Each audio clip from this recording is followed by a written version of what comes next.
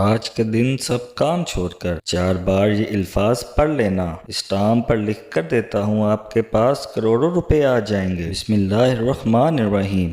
آج کے اس بابرکت دن میں اس تسبیح کو پڑھنے سے اپنی آنکھوں سے خود تماشا دیکھ لینا۔ جو لوگ وظیفہ کر کر کے تھک گئے ہیں، خدا کی قسم ایسا معجزہ آپ نے کبھی نہیں دیکھا ہوگا۔ تسبیح پڑھ لینے سے آپ کی پوری زندگی بدل جائے گی۔ محترم ناظرین، آج جو خاص عمل میں آپ کے ساتھ شیئر کرنے جا رہا ہوں، یہ آج کے اس بابرکت دن کے حوالے سے ہے۔ آج کے دن کے اندر ہی معجزہ دیکھنا۔ اور کافی لوگ ایسے ہیں جو وظیفے کر کر کے تھک گئے ہیں، لیکن ان کو کامیابی نہیں ملتی، ان کے راستے میں رکاوٹیں ہیں، بندشیں ہیں۔ تو ان کے لیے بھی یہ عمل ہے، وہ بھی اس وظیفے کو کر لیں۔ انشاءاللہ اللہ پاک ایسا معجزہ فرمائیں گے، اللہ پاک ایسا کرم فرمائیں گے، تمام مشکلات، تمام پریشانیاں ختم ہو جائیں گی۔ محترم ناظرین، نبی کریم صلی اللہ علیہ وآلہ وسلم نے فرمایا، اے عبداللہ بن قیس، کیا میں تجھے جنت کے خزانوں میں سے ایک خزانے کے متعلق نہ بتاؤں؟ میں نے عرض کیا، یا رسول اللہ صلی اللہ علیہ وآلہ وسلم، کیوں نہیں، ضرور بتائیں۔ تو آپ نے فرمایا،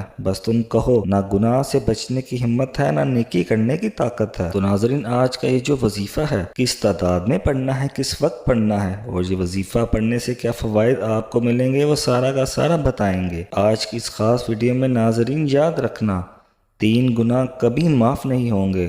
حضرت ابن عباس رضی اللہ تعالیٰ عنہ سے روایت ہے کہ نبی کریم صلی اللہ علیہ وآلہ وسلم نے فرمایا کہ اللہ تعالیٰ بندے کے 3 قسم کے گناہ معاف نہیں کرے گا۔ ان گناہوں کے علاوہ جس قدر گناہ ہوں گے ان کو معاف کر دیا جائے گا، لیکن ان 3 گناہوں کو کبھی نہیں معاف کیا جائے گا۔ وہ 3 گناہ کون سے ہیں؟ نمبر 1، اللہ تعالیٰ کے ساتھ کسی کو شریک ٹھہرانا۔ نمبر 2، جادو کرنا یا کروانا۔ نمبر 3، اپنے مسلمان بھائی کے ساتھ حسد کرنا۔ ناظرین، اگر کوئی آدمی ان گناہوں سے توبہ کی بغیر مر جاتا ہے تو اس کے گناہ معاف نہیں کیے جائیں گے۔ ان گناہوں کے علاوہ جتنے گناہ ہوں گے، اگر اللہ چاہے گا تو معاف کر دے گا۔ شرک اس قدر سنگین جرم ہے کہ شرک کرنے والے آدمی کی کوئی دعا قبول نہیں ہوتی۔ اسی طرح جادو جو ہے وہ بدترین گناہ ہے جو آدمی کو ایمان سے خارج کر دیتا ہے۔ حسد یہ ایک زہریلا گناہ ہے جو آدمی کی سالہ سال کی تمام نمازیں، تلاوت، صدقہ اور دیگر عبادات ایک لمحے میں برباد کر دیتا ہے۔ کسی کی اچھی چیز دیکھ کر گمان کرنا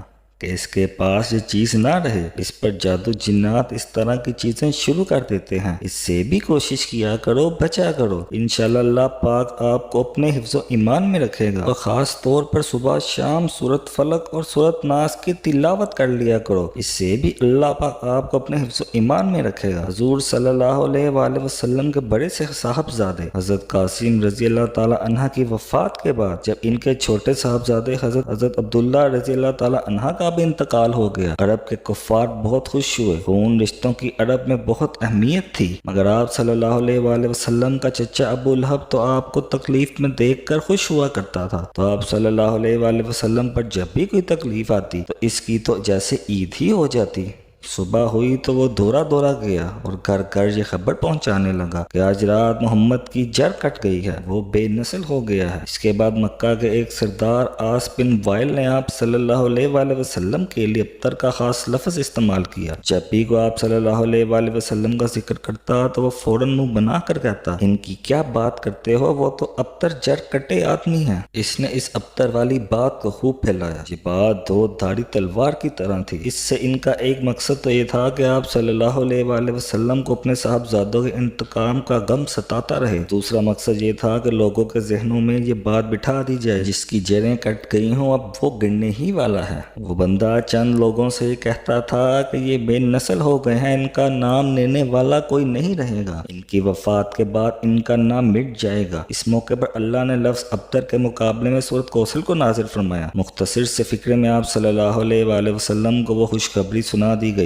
جو پہلے کسی کو نہ دی گئی تھی، اور ساتھ ہی یہ فیصلہ بھی سنا دیا گیا تھا کہ آپ صلی اللہ علیہ وآلہ وسلم کے مخالفوں کی جڑ کٹ جائے گی اور یہی ابتر ہے اور بے نام و روشن رہیں گے۔ اے نبی، ہم نے تمہیں کوثر عطا کر دیا، بس تم اپنے رب ہی کے لیے نماز پڑھو اور قربانی کرو، بے شک تمہارا دشمن ہی ابتر ہے۔ سورۃ کوثر جب یہ سورت نازل ہوئی اور آپ صلی اللہ علیہ وآلہ وسلم نے مخالفین کے سامنے پڑھی تو وہ اس کے ادبی حسن سے حیران رہ گئے، لیکن انہیں لفظ کوثر کے بارے میں کچھ معلومات नہ था। चनाचा वो लफ्ज अब्तर को भूल गए और लफ्ज कोसर के पीछे बढ़ गए कि आखिर इसका मतलब क्या है। लोग माहिरीन कलाम के आगे पीछे फिरने लगे। हर बाजार, हर गली, हर कूचा, हर महफिल में बस एक ही लफ्ज की तकरार रह गई।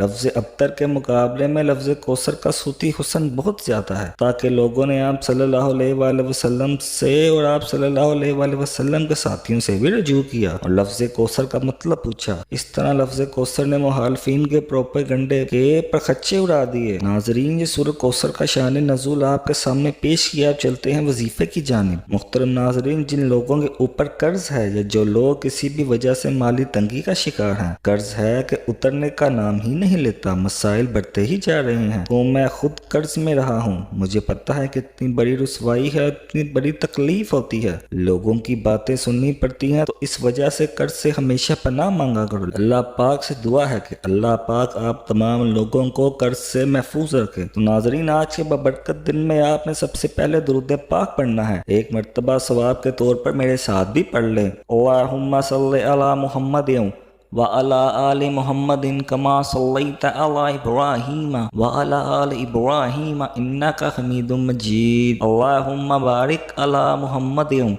व अला आलि मुहम्मदिन कमा बारकता अला इब्राहीम व अला आलि इब्राहीम इन्नका हमीदुम मजीद। इसके बाद आपने ला हौला वला कुव्वता इल्ला बिल्लाह इसको 4 मरतबा पढ़ लेना है। किसी भी नमाज के बाद 4 बार पढ़ लेना है। इससे ज्यादा भी अगर कोई पढ़ना चाहे तो वो पढ़ सकता है। और इसके साथ ही आपने सूरह कौसर को भी आपने इतनी तादाद में पढ़ना है। यकीन जानो, इन वज़ाइफ से इतना फायदा हासिल होगा, इन वज़ाइफ से ऐसा मौका होगा कि अब लोगों की किस्मत ही बदल जाएगी। अल्लाह पाक हर मुश्किल को ख़त्म फरमा देंगे। रिज़्क़ और दौलत की ऐसी परवाह नहीं रहेगी, पैसा आपसे ख़त्म नहीं होगा। इसके बाद नाज़रीन, सच्चे दिल के साथ, अल्लाह पाक से कामिल यकीन के साथ और अल्लाह की ज़ात पर भरोसा रखते हुए दुआ करनी है। इंशाअल्लाह आपकी हर दुआ कबूल होगी। अल्लाह ताला आपकी हर हाजात को कबूल फरमाए। मेरी अल्लाह पाक से दुआ है कि मेरे अल्लाह, मेरे प्यारे और गफूर रहीम अल्लाह, हम सब की जो मुश्किलात हैं इनको आसान फरमा। मेरे अल्लाह हम पर अपनी खास मेहरबानी फरमा दे, खास करम फरमा दे। नाजरीन, एक दफ़ा वजीफा दोबारा समझ लीजिए। सबसे पहले आपने दुरूद पाक पढ़ लेना है। दुरूद पाक पढ़ने के बाद आपने 4 मरतबा ला हौला वला कुव्वता इल्ला बिल्लाह 4 मरतबा पढ़ लेना है। और इसके बाद आपने सूरह कौसर पढ़नी है।